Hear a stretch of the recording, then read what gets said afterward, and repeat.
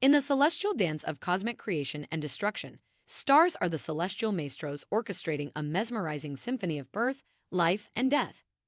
Join us on an extraordinary odyssey as we unravel the captivating tale of stellar evolution, where fiery giants are born from colossal clouds of gas and dust, blaze brilliantly through the cosmos, and meet their awe-inspiring demise in explosive cosmic spectacles.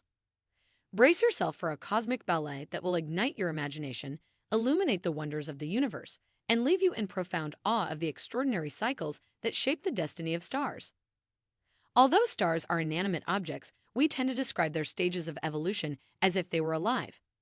Just like us, they are born, live, and then die. Of course, their lifetimes are much longer than ours, and they can live for billions of years. And during their lives, stars produce monumental amounts of energy through nuclear processes in their interior, giving them their characteristic shine. So let's start at the beginning. Where do stars come from? Birth of stars. The matter is not distributed equally in space. In between the voids of emptiness, there are regions of gas and dust clouds called the interstellar medium, which are denser than their surroundings. Usually, the kinetic energy of the cloud's particles will be balanced by the gravitational force of the cloud. However, if the cloud is disturbed, perhaps by a nearby supernova, the balance is broken and the cloud may become denser in certain areas. When they reach a certain critical mass, the densest parts of the cloud can contract under the influence of their gravitational attraction, causing the cloud to fragment into smaller and denser sections. This process takes a few million years. As the cloud contracts, the temperature and the density increase. Eventually, the new object gains a spherical shape and becomes what is called a protostar. Due to its gravitational pull, matter from the cloud still falls into it, continuously raising the temperature and density until they become so large that nuclear reactions start where the hydrogen fusions to make helium. A new star is born. In the center of this gas and dust cloud called Omega Nebula continuously, new stars are formed. Most stars are born within the arms of a spiral galaxy, where there is more gas and dust. Sometimes several stars can form within the same molecular cloud, and we have what is known as a star cluster. There are two types of clusters: open clusters, which tend to contain a few hundred relatively young, hot stars that are quite spaced out, and globular clusters, which tend to contain thousands of much older stars, more densely packed together. Main sequence stars. For roughly 90% of a star's life, the star will be relatively stable and have roughly the same luminosity, surface temperature, and size. At this point in its evolution, the star is in hydrostatic equilibrium. Therefore, its position on the Hertzsprung-Russell diagram does not change. In this state, the star is a main sequence star. Our Sun is a prime example.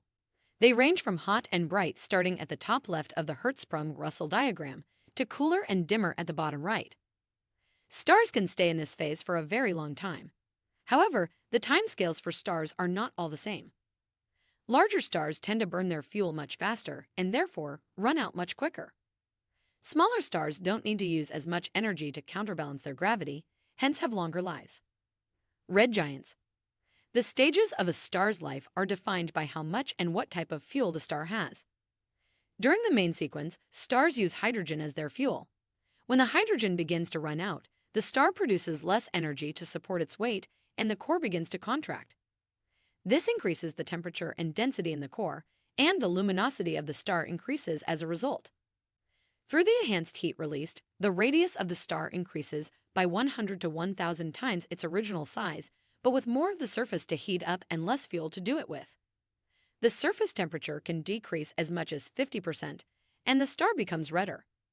Such stars are called red giants. On the Hertzsprung-Russell diagram, they are located in the upper right corner. White dwarfs. For small stars that are less than 8 times the mass of the Sun, at the end of the red giant phase, the star can't contract enough to generate the temperatures needed for further nuclear fusion. With no nuclear processes to power it, the outer layers of the star become unstable, and the stellar wind produced by the star blows them away. From Earth, we can see this as huge colorful clouds rapidly moving away from the star, leaving just the star's core behind. This cloud moving away from the star is called a planetary nebula.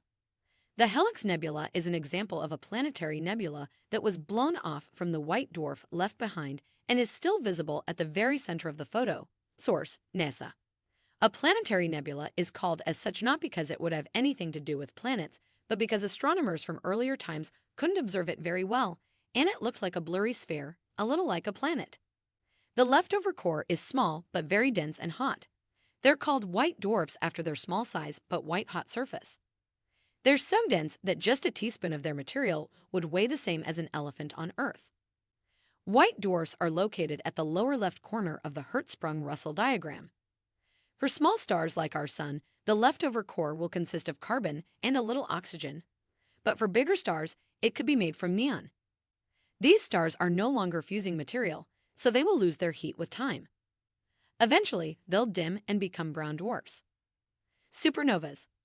For stars with a mass more than 8 times the mass of our Sun, death is signaled by a gigantic explosion. During the first second, it can be as bright as a whole galaxy with hundreds of billions of stars.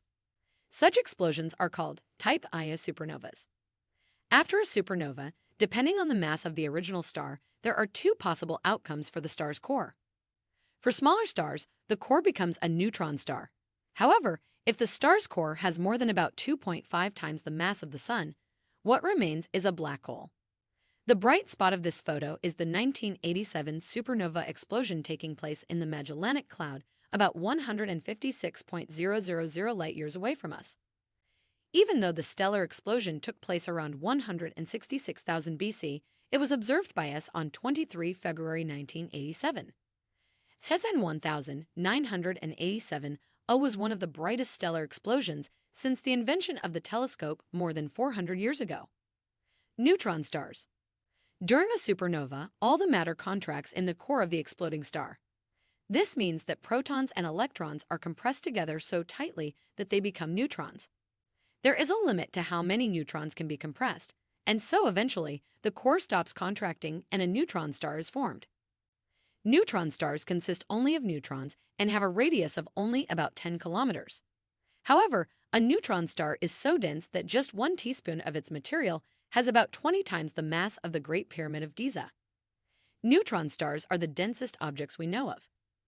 Many neutron stars are rotating rapidly with periods between some milliseconds, 1/1000 seconds, and seconds. This rotation generates radio waves that are observed by radio astronomers as sharp and regular pulses, and such a neutron star is called a pulsar. More than 400 such pulsars have been found since the first discovery of the first neutron star in 1967. Black holes, quasars. To create a black hole, the star's core must have a mass of more than 2.5 times that of the Sun. At such high masses, the gravitational force of the core is so high that when the star material rapidly collapses in, the repulsion force between neutrons can't counteract it. The matter just keeps on falling, creating a denser and denser object until eventually it becomes a black hole. A black hole is a part of space in which so much mass, hence gravitation, is concentrated that nothing, not even light, can escape from it. This is known as a singularity because all the matter is concentrated in one single point. As no light can escape it, black holes appear black. This means that astronomers can't see them. However, they can be detected by observing the temperature increase of surrounding matter when it spirals and is swallowed by the black hole. These black holes usually have masses ranging from about 4 to 10 times the mass of the Sun. Binary systems. Most stars are not single stars like our Sun, but are so-called binaries consisting of 2 stars. It can happen now that one of these stars has already become a white dwarf, whereas the other one is still a red giant. In this case, matter is accreted, transferred continuously from the red giant to the white dwarf. Depending on the rate of the deposition of matter on the surface of the white dwarf, there are 2 outcomes. The deposited matter at the surface of the white dwarfs explodes. Such an explosion is called a nova. In Latin, this means new, because it looks as if a new star appeared in the sky. About each year, tens of such nova are observed in the Milky Way alone. The star is bright for some days or weeks before it dims again. Recurrent nova were also observed with repeat intervals of years or decades. As we reach the final moments of our cosmic odyssey, we are humbled by the breathtaking journey through the birth, life, and death of stars.